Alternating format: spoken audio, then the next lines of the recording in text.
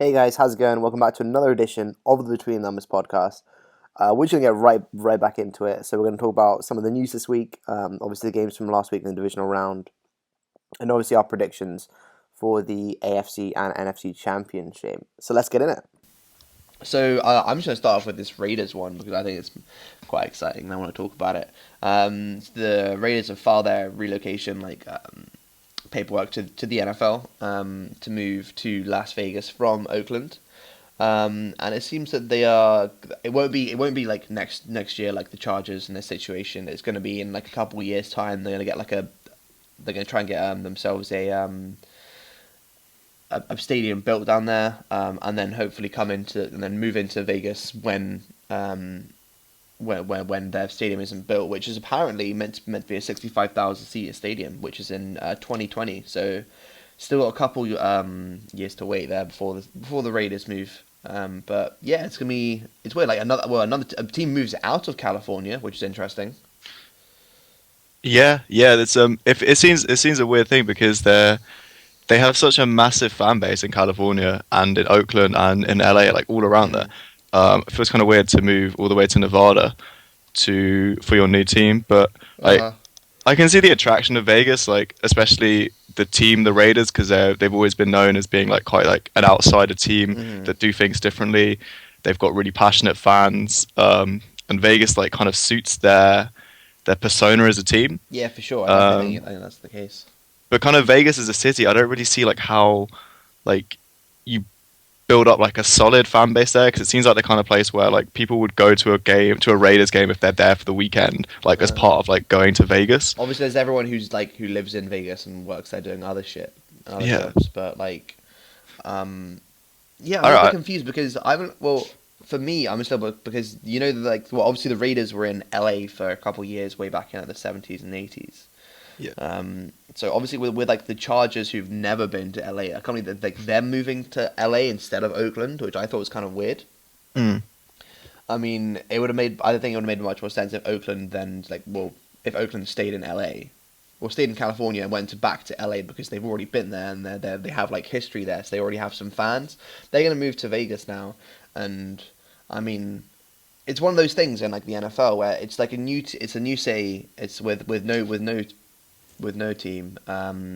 Who are they going to be the fans of? Like, are people in Nevada already fans of teams and already fans of like, and maybe they're fans of teams who like hate the Raiders. So this is gonna be really weird. Like, imagine Yeah. if you're like I don't know, like a Chargers fan or like I don't know, a 49ers fan, and you're in Nevada or something, and you're playing, or you're like a Broncos fan, and then the Raiders come to town, and you're like, oh, I would have liked to support a team that in my city, but I really don't like the Raiders because they've beaten my team for the past however many years or whatever. I don't know. Well, obviously the Raiders haven't done that, but Yeah. I mean, if you're um, looking at in terms of like Vegas where it sits on a map, the closest teams that you would have would be the Arizona Cardinals and any team that is in Los Angeles or no longer in San Diego. So mm, um, there's a like there it is like a gap in terms of like geographically. There's no team there because you haven't got many teams around them. And then like if you move further north, the next teams you have all the AFC West teams. mm, Yeah, I mean, it could work. Like, I get your point. Like, I don't understand why they didn't move to LA because it was the perfect time to move to LA. Like, your biggest competition in LA are the Rams, and they are so bad. And the Raiders are so good at the moment. They would have just built up a huge fan base, become the cool team in LA, and really kind of thrown the Rams off course, which would have been good for them. But hey, like it's new and exciting, and that's what the Raiders like to do. So. Um, true. I mean, yeah, it's just really weird. I just find the relocation. I mean, yeah, there's no team there, like because whenever you see those those like maps of like where fans come from in the states and like where the teams get their pull of the team from. hmm, Like the Broncos have like a massive chunk of like the mountains because there's no other team around there. yeah. And now like I guess like you can say that the Raiders are moving in there, like going into Nevada. So maybe they'll see like, but like all the people in Nevada who already support other teams like that they must be really like, especially if you support the Broncos. Like this is a divisional rival. This is Yeah, really weird. But yeah. well, we'll see. That it would definitely be.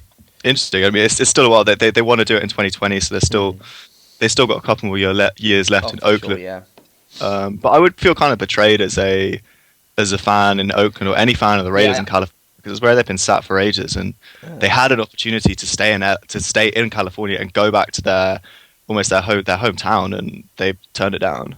yeah, and I feel like this is the same case for like the fans have no decision in this, which I think that's like the worst thing. And like with the Rams thing, like they just up and left, and it was like, oh, But then in St. Louis, like there weren't that many fans anymore. Like they were playing to like half empty stadiums by that point. true, Uh, true.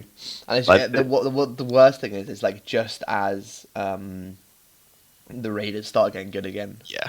that's the worst thing. Like oh, we got to the playoffs, but we didn't have our quarterback. Maybe we'll make it into the whatever champion, like at the AFC Championship game in the next couple of years as Oakland Raiders. Yeah. It could start off being a very successful franchise. Yeah, I mean I mean Derek Carr is only in his third year, so they've got at least a good decade of hopefully success if they can keep this up. Exactly. So I mean, if I'm in the Vegas area, I'd be pretty excited because this isn't like the Rams coming over or the Chargers coming over and thinking like, oh, okay, well maybe I'll wait a couple of years and they'll be good. Like you've got a team coming over that are good now. And you have like other teams on decline in that division, so Yeah. it's exciting for them. Yeah, Very exciting. Anyway, should we move on to the Adrian Peterson news? yeah, So effectively, with Peterson here, there's like this weird option where I mean I don't think it's gonna happen, but where the Vikings like choose to basically he's got quite a huge contract, you know, being AP. He's making a lot of money, and he's got he'll in his contract there's too much guaranteed money coming into the next year, so like it might be the case that. And after all his injuries, that the Vikings like let go of him. Maybe they don't think he's going to be like the next well not the next. Maybe he's not going to be up to scratch or up to what he used to be like. So there's like there's a lot of teams where he would go. Well, there are teams who have supposedly he would go. And he's thought about maybe if he was going to leave the Vikings. Although he said that he wants to finish his career with the Minnesota Vikings, which is good. For Vikings fans, but I mean, like there are some teams that they're in the potential pool for him. Which one of them, which a couple of them, which I think is quite weird. I mean, the one which makes most sense to me for the way he plays and the way he like runs the football and the system he wants is the Houston Texans are supposedly interested in him, which I think that would make the most sense because like they already have like a pretty decent O-line. And a strong run game. Although they have got Lamar Miller back there, I mean, like obviously Adrian Peterson would be an upgrade, but I don't think that the Texans would be like he would be an upgrade for like 2 seasons. I'm not sure if he can do this. Like Lamar Miller is not worth like passing on for like a whole season or whatever. It's also if the Texans signed him, it would be papering over the cracks that they're addressing the wrong problem that they need to address the quarterback issue, not the run game. The run game was fine last year. That wasn't a problem, but I like the idea of maybe the Giants, like that. He mentioned maybe wanting to go to the Giants because I think they had a distinct lack of a run game this year. Yeah, for sure. The thing with the Giants, I don't think that their like offensive line would be. I mean, obviously you don't really need you got AP. You can just like hand him off the football. He'll make plays for sure. Yeah. I think the Giants stuff are definitely ones he's thinking about and would probably if he went to the teams on the list that's where he would make the biggest impact. I feel would be because the Giants don't have the run game. There's also talk about him going to Tampa Bay Buccaneers, but with the Bucs and the Texans, they already both have very strong running backs in Doug Martin and then Lamar Miller, who have both recently signed. Well, they both signed last year in free agency, didn't they?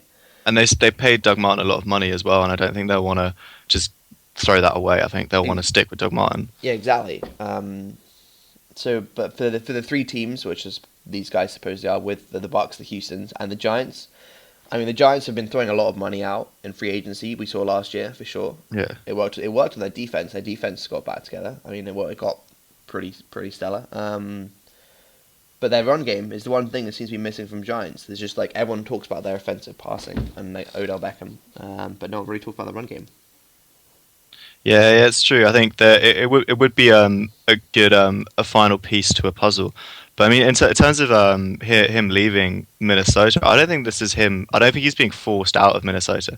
I think it's more that he's going to demand a lot of money, and I think the Vikings are going to have to focus on giving money to offensive linemen because they could pay Adrian Peterson all that money, but if they haven't got an offensive line, they're not going to be able to do anything. So I think it's just them having to focus their resources elsewhere. But yeah, I mean, I could see it maybe leaving, doing one contract elsewhere, and then coming back for a year to finish, like a bit like Charles Woodson finishing in Oakland.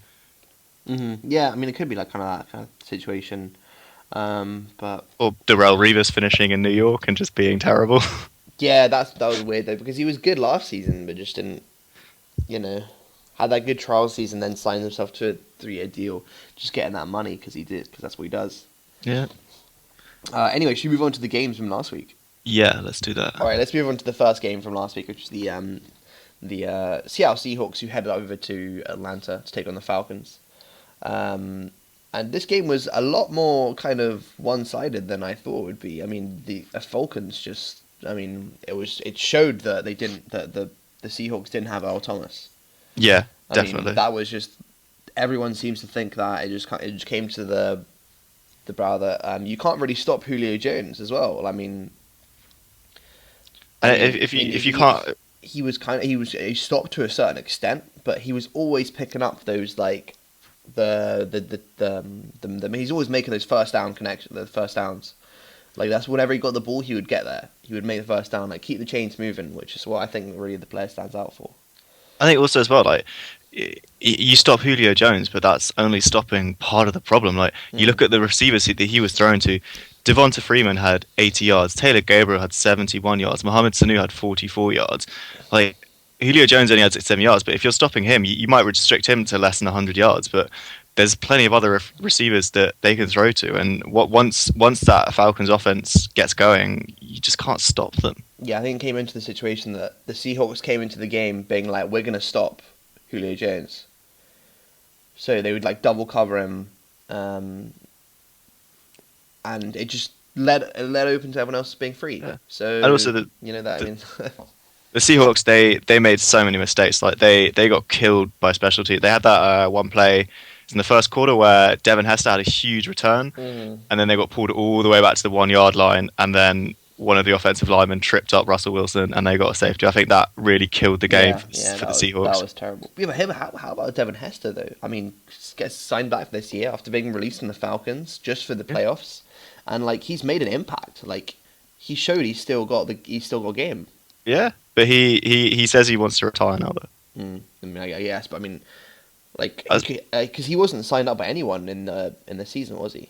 Yeah, he was a free agent knocking around, and I think the Seahawks kind of they signed him for the postseason in a way just to convince him like, hey, like just come for like 3 games and just give it all you've got for one last shot, and he did it. Like he gave it all he got. He played really well. Yeah. And it would have been a nice way for Devin Hester to finish his career with the possibility of maybe getting a ring, because I think he is probably one of the best special team returners that we've ever seen. For sure, yeah. I think he is the best returner that the game's seen. Just like the number of highlights you can see from him, just like running the entire pitch with no one touching him or getting anyone near him is crazy. But what I'm talking about in this game is just the number of targets that Matt Ryan hit. I mean, he passed for 338 yards. 30 attempts, 26 pass completions, and he hit a number of like eight different wide receivers with at least 2 catches.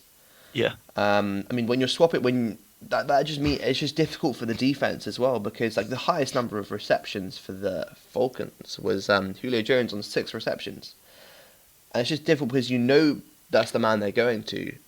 But they also have all these other weapons which they hit as well, and they hit them for like good catches. And I mean, like everyone who got all these receptions, all the receptions are above 10 yards. No one's catching like slants for just like 2 yards. Everyone's getting at least like a first down, another 10 yards. They're picking it up. They keep moving the chains. Like everyone on average is going over 10 yards per catch, which is just what the tackle after catch was just pretty poor for the Seahawks, I thought. Which definitely, I think, comes down to their safety play. I mean, Yeah, they were definitely hitting them down the middle quite a lot. You could yeah, for tell, sure.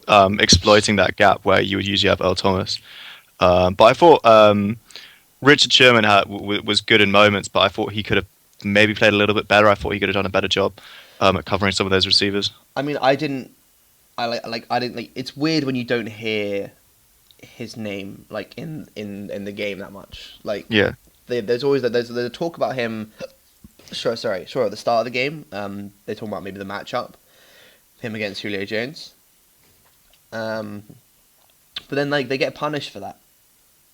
Even if it is Sherman on Julio Jones, then they're like they get punished and the ball goes somewhere else, double coverage on Jones, and then I don't know, maybe they'll hit Devontae Freeman or Taylor Gabriel for a hit for a run, and then they'll just go on like.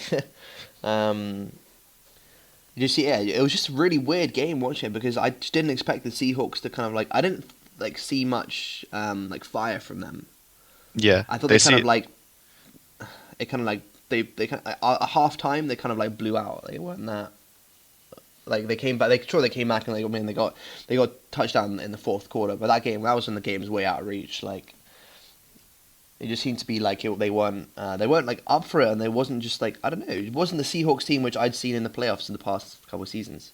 Yeah, and I think you have to give so much credit to this Falcons offense that that they're just so dynamic, and you can't give them an inch. Like you if they score on the first drive and you fail to catch up with them, then they'll just keep going and they just don't stop, which is so impressive. Yeah, I mean it's very difficult to stop them for it. I mean. But I just want to say that the Falcons' offensive line is probably one of the most underrated ones in the game right now because they're obviously that run game is pretty damn good, and obviously to have Matt Ryan playing at an MVP level candidate, you got to have a good offensive line to keep him in the pocket there and keep him passing. So, props to them as well. Yeah, I like the Falcons are doing well. Like they're looking like they're an exciting team for the playoffs. I mean, I don't think they're going to do anything, but. Mostly because I just don't like the Falcons, because, fuck you guys, but... yeah, divisional rival, all of that, yeah. The Falcons are basically you this season. Yeah, no one expected it, and now they're in the championship game. Yeah. Which is why I hate them. They need to lose before they get to the Super Bowl. All right, anyway, let's move on. To your Patriots, who hosted the Houston Texans, who, I mean, the game wasn't that bad in the first half. The Texans didn't embarrass themselves. Yeah, the second half kind of came about, and then the Texans scored 3 points, and that was it. That was the only issue there. I thought there was a few issues on protection on Brady. I thought both of the interceptions he threw were kind of pressure coming up the middle, and he made errors there. I thought those were both interceptions that he normally wouldn't make in a usual scenario. But I thought they did look kind of lackluster. And I think they could have won by a lot more. I don't know whether they were purposely just kind of taking their time with it because they knew that the bigger test was to come. But yeah, I mean, all I can say about this game, it was a solid Patriots win. I don't think they'll play at that level this Sunday, and I think they're capable of a lot better. Yeah, I mean, I think there was a lot of stuff which kind of got exposed. I mean, obviously Tom Brady throwing 2 interceptions there. And I think what really killed the game for the Texans here was definitely Brock Osweiler's interceptions because he just kept chucking the ball at them. Yeah. Like, it's pretty clear that was the case, which was, I mean, out of the 40 pass attempts that he made, like he only hits 23, which like that's not that great. And then you look at Brady's stats though, but he had 38 pass attempts, only 18 completions. That's not that. That's 20 passes, which just not happened. Yeah. But I mean, obviously, which is completely like from point like Brady's standpoint, that's not what he usually does in every week. So I think it's a little bit of I think maybe for the Patriots, I think they got a little bit of because it's not as good a team as the Chiefs. Or anything, they had a. Like they didn't wake up. Like they were there in the game. They just played half-heartedly, being like we can win but with not all that like much effort in it, which I think could come back to like bite them for next week. Yeah, there's definitely. I think they could have played a lot better. But I think that those kind of issues, I think I can see those being sorted out in training the next week. I think apparently there were stories about after Dion Lewis fumbled it, that Belichick was like he's been on his like arse all week about that fumble in training to him. So they'll definitely try and iron out the kinks. I think the most impressive thing in this game for me was actually the combination of Julian Edelman and Chris Hogan. Coming together, and they Chris Hogan had 95 yards, Julian Edelman had 137 yards, and I thought that was really good to see that finally come together, and weird to see quite few passes being thrown to a tight end. I mean, yeah, very weird. Martellus Bennett only had one reception for 4 yards. I think like that's unusual to see the Patriots do that, but like yeah, weird seeing like Edelman isn't the kind of guy who has like huge games. He has like an 80-yard game and has like a few like solid catches. He gets yards out of a catch. You don't see him catching like a 60-yard pass or something. Mm-hmm. Yeah, no, it's definitely the case. You see him like coming underneath and making the catch or something. But I think for Brady, yeah, like he only hit 3 receivers more than once. Obviously, you spoke about Julian Edelman and Chris Hogan, and then obviously Dion Lewis, who had a pretty damn good game. I mean, like kickoff return, touchdown, pass, like receiving touchdown and rushing touchdown. I mean, he had a good game. Yeah, he had a good game, but you know how the Patriots are. You can have a great game, but if you make a mistake, they'll literally like kick you out. They will not let you forget that. Like, is LeGarrette Blount like injured or? I think they just like playing like the double-headed run game with because LeGarrette Blount and both Dion Lewis are very different running backs. Oh, for sure, yeah. LeGarrette Blount, he's going to punch it out the middle. Dion Lewis is a lot more dynamic, who can catch passes out the backfield as well.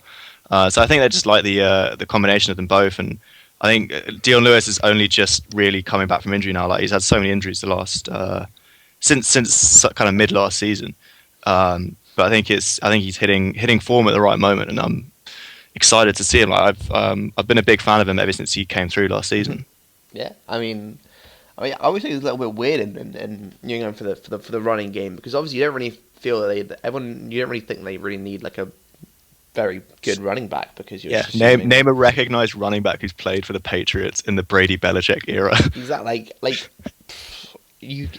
there's just players who like you can name them, but then you're like, they might have gone to another team. Like I'd be so interested to see what would happen if LeGarrette Blount goes to another team, because right now he's looking like a pretty stellar, pretty above average, maybe getting into like the top 10 running backs for the NFL. But if you do that outside Brady, I wonder how much the Brady the coaching up is the case. Like that'd be. I think it's quite significant, because you see, you always see it with all the Patriots, loads of Patriots players who, once they leave New England, they're never the same player somewhere else. Like they might still play at a high level.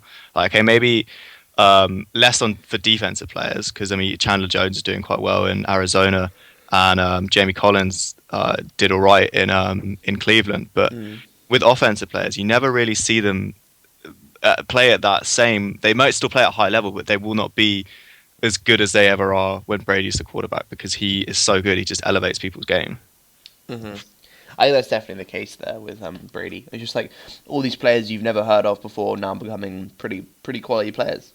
Yeah, like Chris Hogan. He was on the fringes in Buffalo last year, and now he had 80 yards in a playoff game. Exactly. Right, let's move on to the next game, which obviously, we're going to cover the Packers Cowboys game first. Which came down to it, and in the end, it wasn't close. It just sounds like it was. The Cowboys got 18 points in the fourth quarter, which kind of brought the game back onto it, and they tied the game at one point. After a Dan Bailey field goal in the fourth quarter, they tied the game, which should have been sending it to overtime, but. What a catch from Jared Cook. Yeah. I mean, Jared Cook had 103 yards, 6 receptions, and 1 touchdown in this game. He was instrumental in this victory for the Packers. Obviously, like ex Rams coming into Green Bay. I think it's the second season he's been in Green Bay.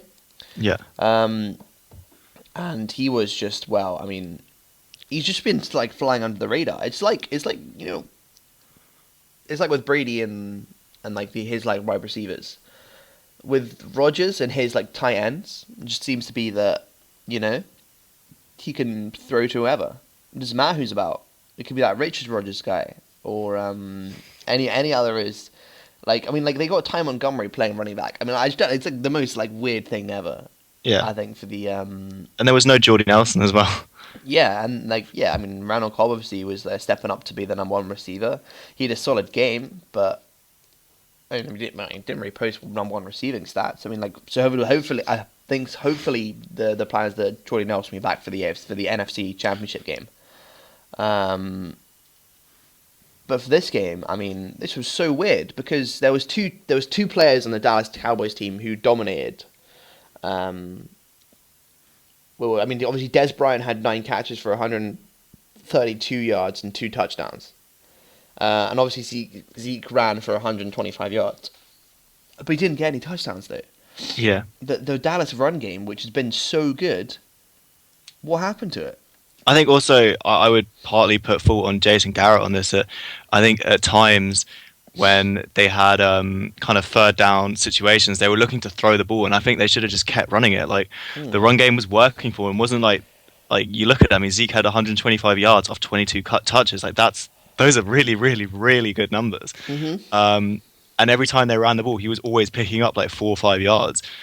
This wasn't like hard running, and so I think they should have stuck with that a lot more.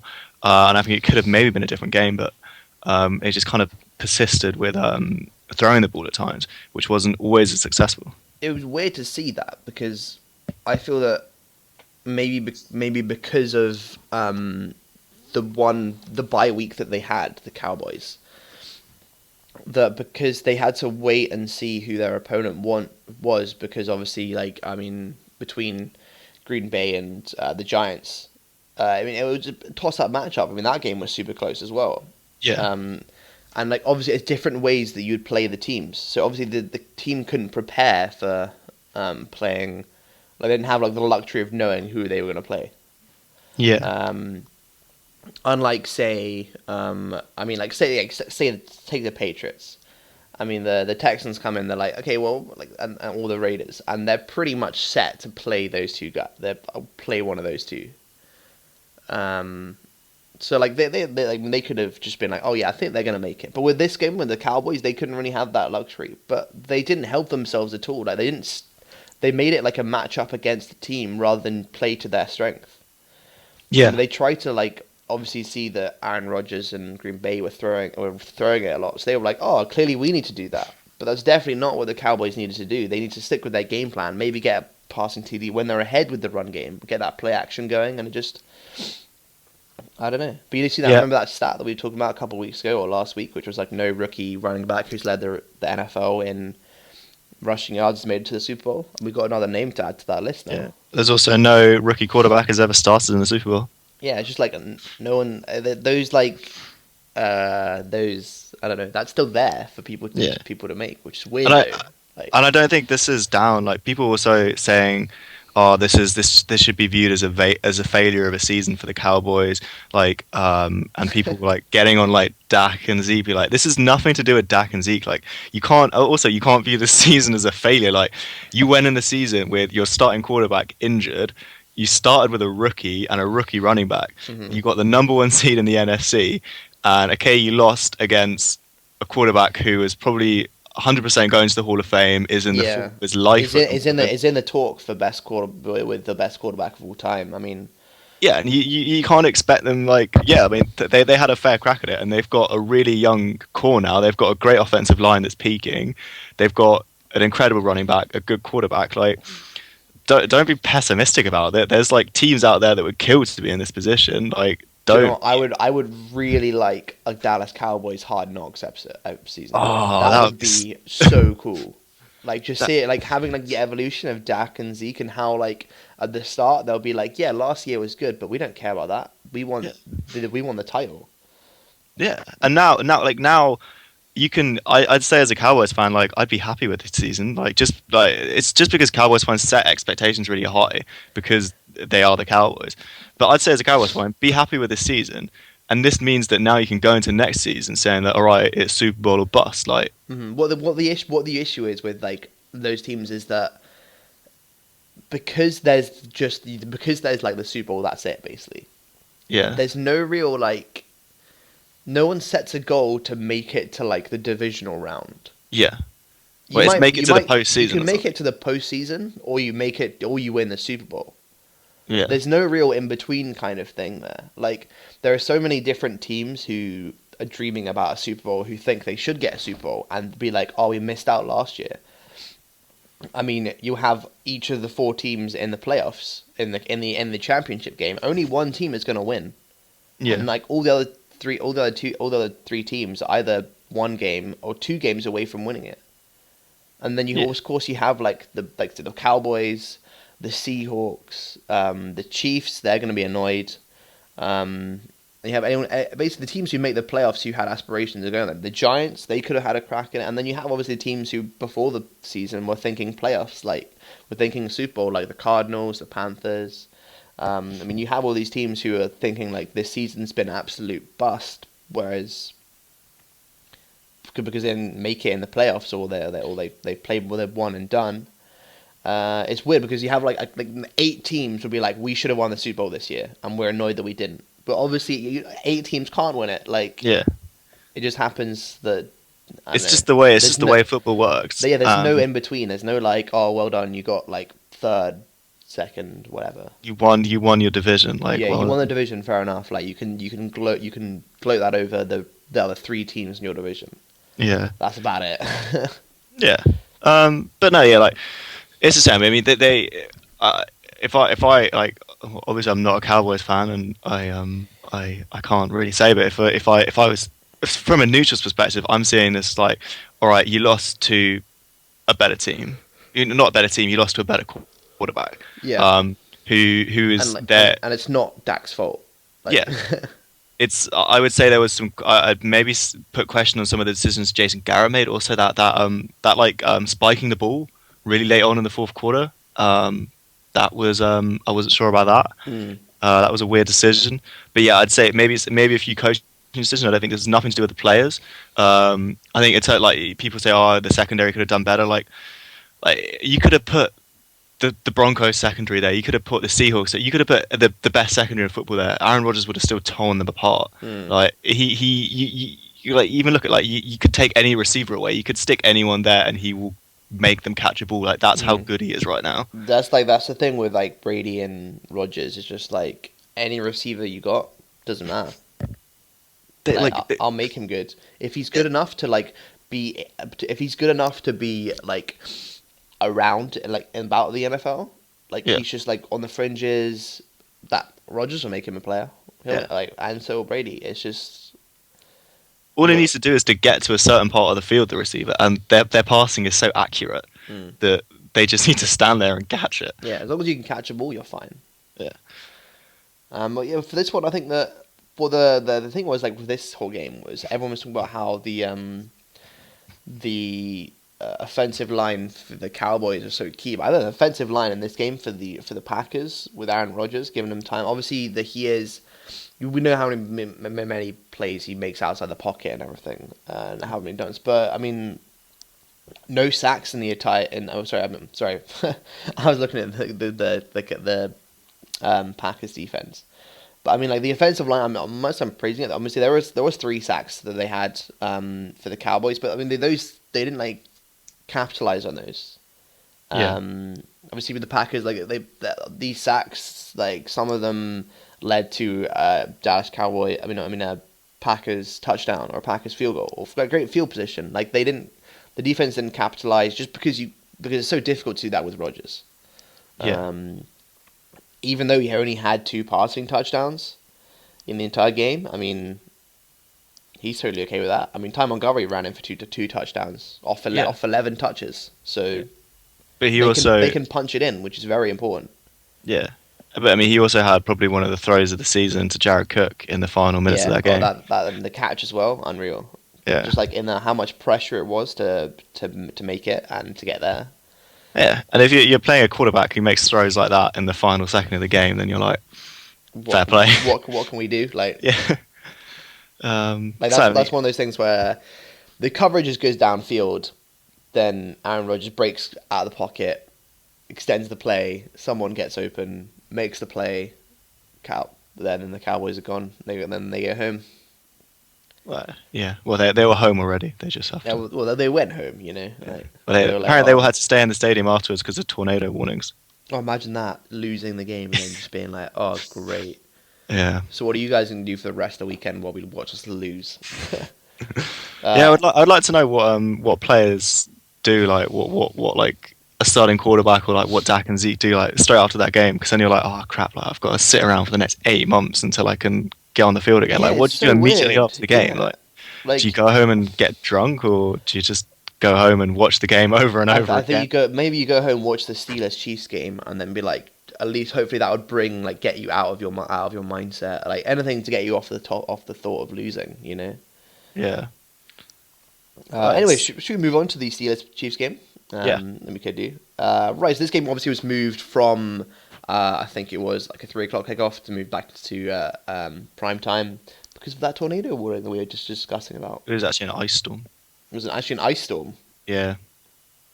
Fair. There we go. I mean, if you don't want to get hit by that, do you? I mean, yeah, I know there was like the shots of Arrowhead Stadium beforehand, which like the seats were like frozen.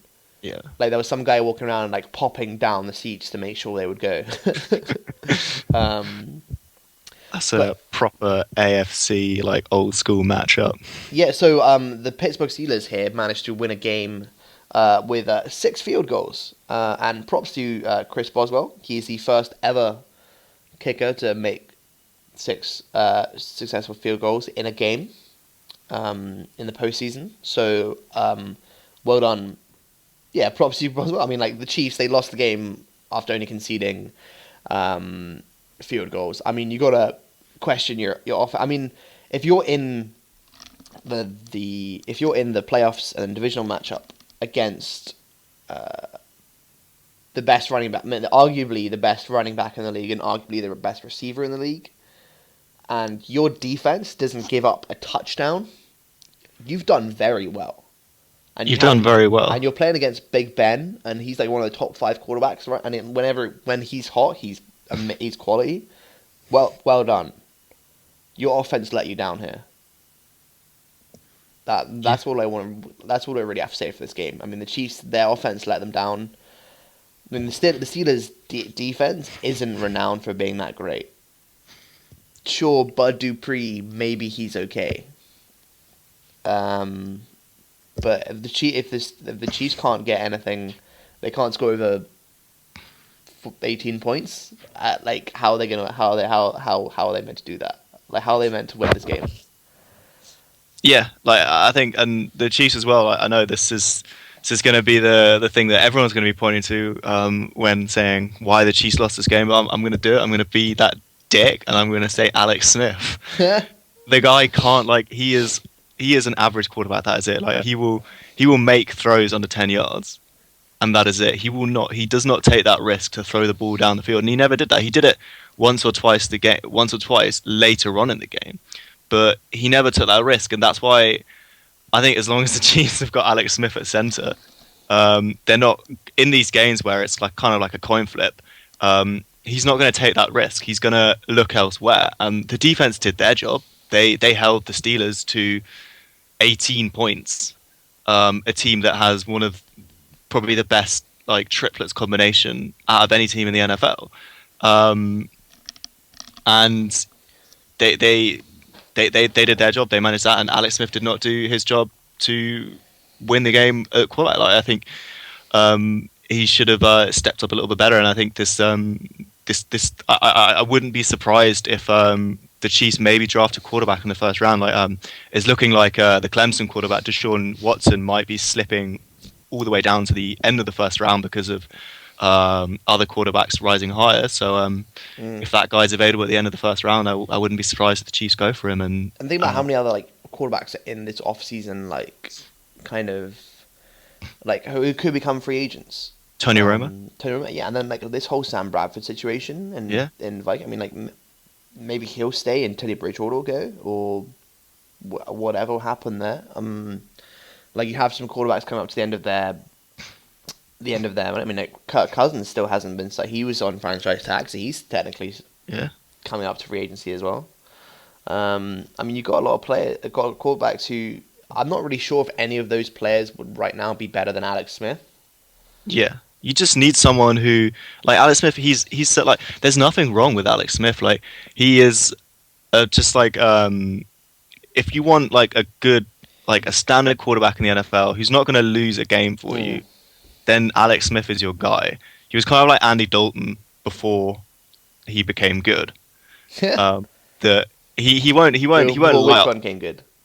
Andy Dalton, like before the 2015 season, like before everyone thought he was going to be MVP and all of that stuff. Like before that, like he was never going to lose you a game, but he was never going to walk into a game and light the field up and win a playoff game for you. And if he is going to light the field up, it'll be in a very like one-sided game. Yeah, and you need like you say that like quarterbacks you can win without having a good quarterback, but then you need sometimes you do, and like they show that today that they're gonna need a better quarterback. And, it was the case of in this game it was literally like which team was Big Ben playing for? Oh yeah, they're gonna win. Yeah, like that's pretty much it.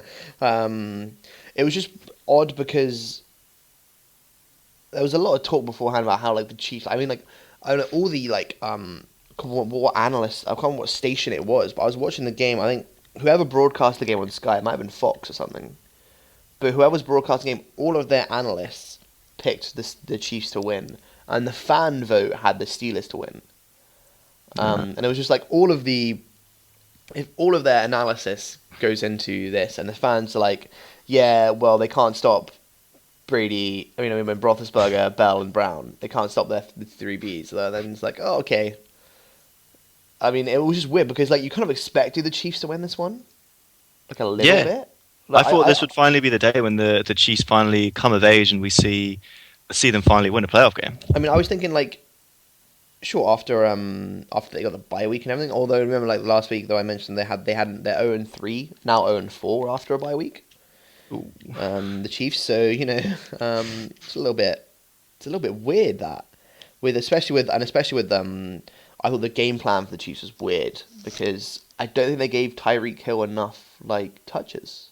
Yeah, they only gave him three rushing yards, and he caught 4 passes, and then I mean obviously he's on returns, but like he's your playmaker on the game. The Steelers had come out and be like, we're gonna stop Travis Kelce.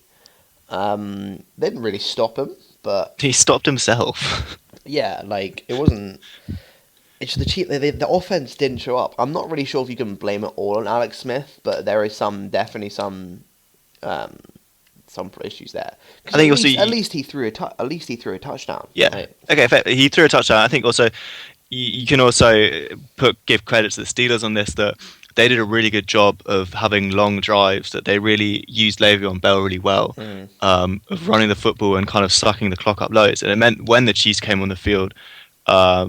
As an offense, the pressure was on them to get out there and kind of score or do something because the Steelers were milking the clock so well and they weren't sure when they were next going to be on the field. And I thought the Steelers played that really well, and I think they're going to do the exact same thing on Sunday against the Patriots. Mm-hmm. Right. Well, should we get on to the to those games, those championship games? So obviously, first we have the NFC divisional championship game. Divisional. Wow, we're in the championship season now. We have the Packers going to the Falcons, and this is the last game ever in the Fulcrum Stadium. Oh, it's a nice way to end for them. It could be a nice way to end for them. Yeah, it could be. That's the thing. Like it could have been like last week. They could have maybe not playing the Seahawks, but this comes up to this one. They definitely have the capability to do it because. Talking about like their run game is very strong, and the Packers offensive line. I mean, sorry, no, defensive line is maybe a little bit worse for wear. I mean, they obviously had to take that beating against Zeke last week. Although they did come out with a victory there, but in the run game, because they have the dual threat in Tevin Coleman and Devontae Freeman, that the Packers have the edge in the running game here. And also on defensive side, I mean, the Packers actually have the Packers have more of a pass rush than the Cowboys had. So maybe we'll see Aaron Rodgers under a little bit more pressure than he was last week. Because obviously the Falcons have Vic Beasley if he's kicking about. So I'm not sure for this game. Is actually I'm interested. I do think that I'm just going to take Aaron Rodgers in this game because I just don't want I don't want the Falcons to win. Plus, I still really want that Brady Rodgers Super Bowl. But I do think that because how the Packers beat the number one seed Dallas Cowboys and kind of just like shut down their run game with no touchdowns. If they can do that to this game, even though I spoke about how good the run game is in Atlanta and how the Green Bay played like above themselves with the run game. If they can carry that on in this game, then I think they're going to win. Yeah, I'm gonna have to agree with you on this. I think that as long as Aaron Rodgers is at center, I'm picking the Packers in this game. That yes, the Falcons' offense is ridiculously dynamic and they can hit any receivers, and the Packers have got a bad defense. But Aaron Rodgers he can literally do anything at the moment. And the Falcons haven't exactly got a good defense as well. They can struggle against a good offense. I think the key in this game for will be who gets going first, because both of these offense, if they get going, they're difficult to stop. And I thought the Packers did a really good job against the Cowboys, where at the start of the game in the first quarter they really held the offense back and scored 3 touchdowns. And the Falcons didn't really do that. They let the Seahawks get going, and then relied on the Seahawks making mistakes, and then they got going. And I think you won't see those kind of mistakes coming from the Packers. So I think that could maybe come to bite the Falcons. And if they let the Packers get out of sight, then I think Rodgers will go on to Super Bowl 51. Mm-hmm. Yeah, I mean, I think that's the case. I think so. Matt Ryan has played in the NFC Championship game before against the 49ers way back in 2012. He also, interestingly, beat the Seattle Seahawks in the divisional round the previous week. So he can do it. I mean, he's against the Seahawks, but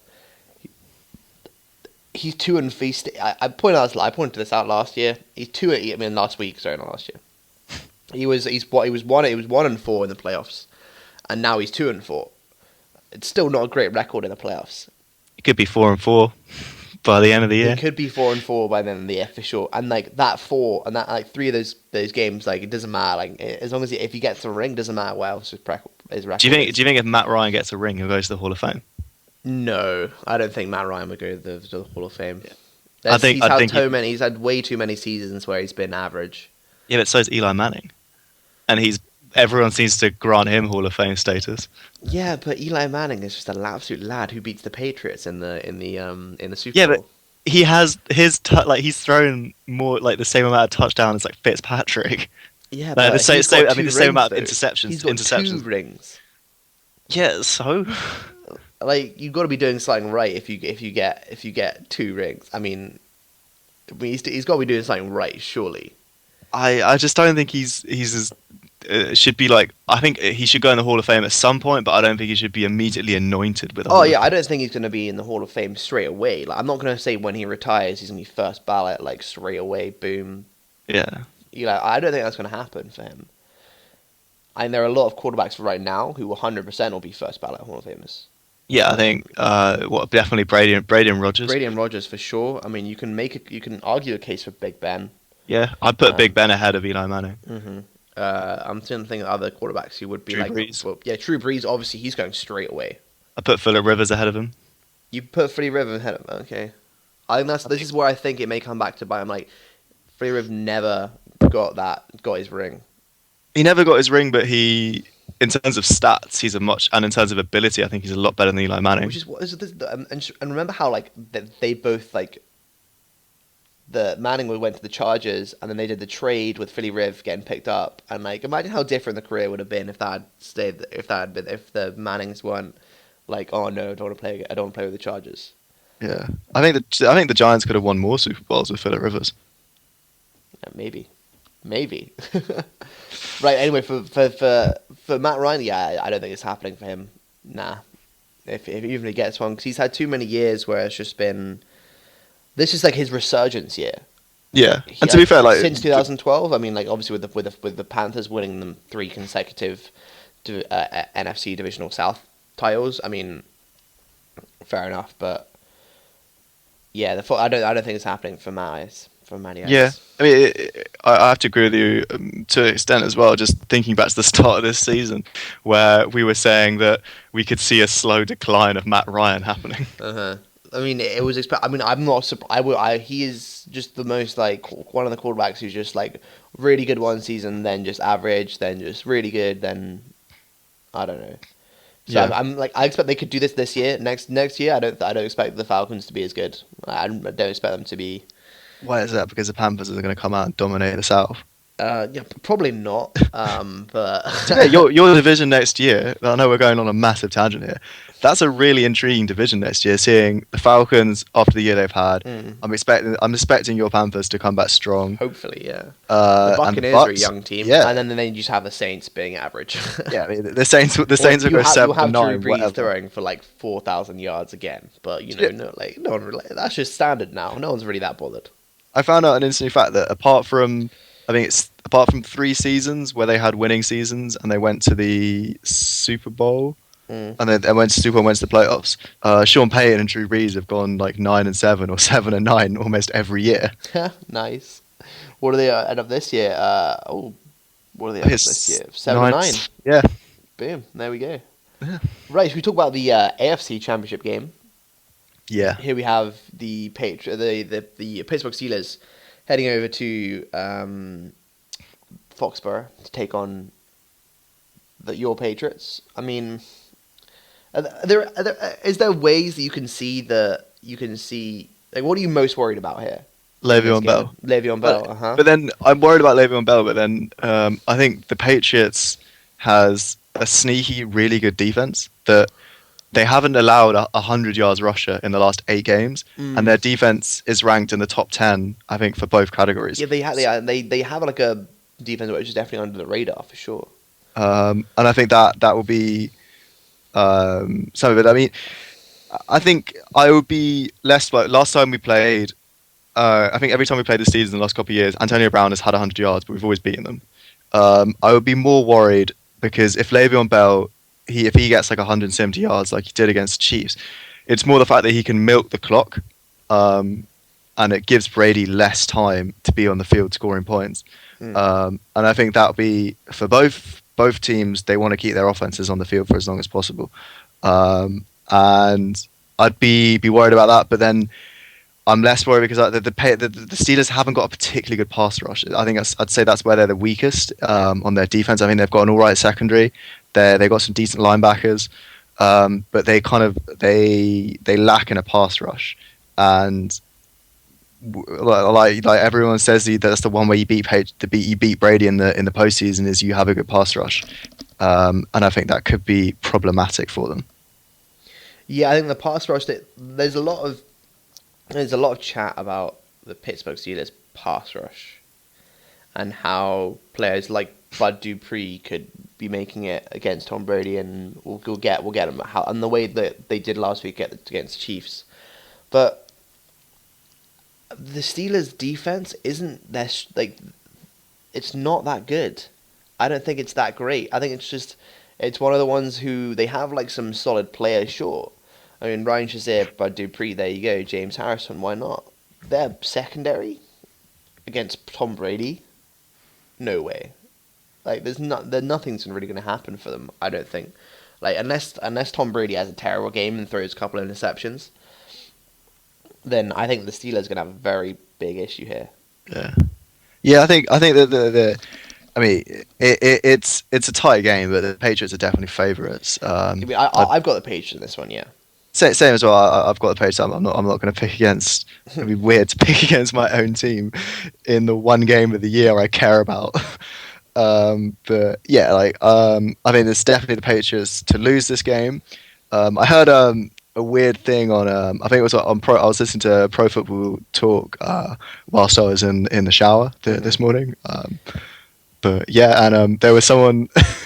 I don't know why I added that. Great information. Great bit of information. Just a small behind the curtain peek of what goes on outside of this podcast. Yep. I shower and listen to Pro Football Talk.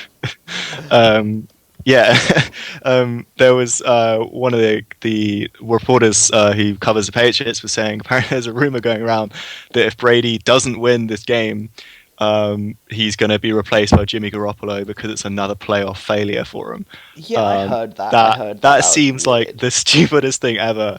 The only way Brady is losing his job is if he dies.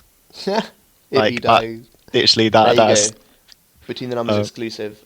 The only way Tom Brady loses his job is if he dies. Yeah. Well, I think that's a pretty good way of ending this podcast. Really. Yeah. I mean, there you go, guys. Only way Tom Brady loses his spot, even if he loses this game, which we don't think he will, is if he dies.